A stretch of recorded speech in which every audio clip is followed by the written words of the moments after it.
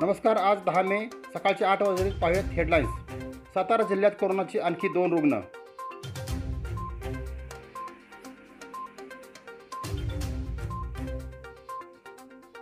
महाबळेश्वरमध्ये आढळला कोरोनाचा पहिला रुग्ण.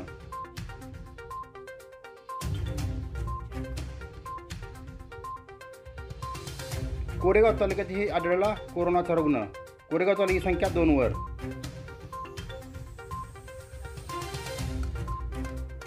सातारा जिल्ह्यात कोरोनाचे एकूण 118 रुग्ण.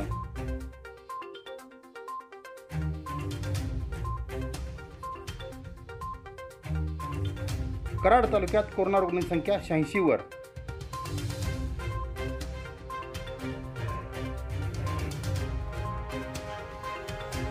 कोरेगाव तालुक्यात आतापर्यंत एकूण 2 रुग्ण. पहिला रुग्ण सोनके येथील.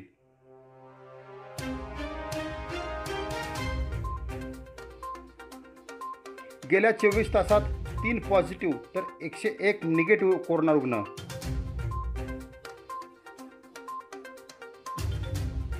कराडचे उपजिल्हा रुग्णालय नॉन कोविड रुग्णालय म्हणून जाहीर.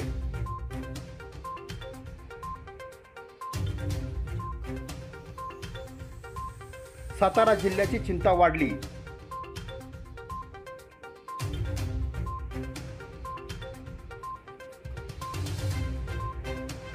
आज मुंबई पुणेकर गावी येत असल्यामुळे गावकरी चिंतेत.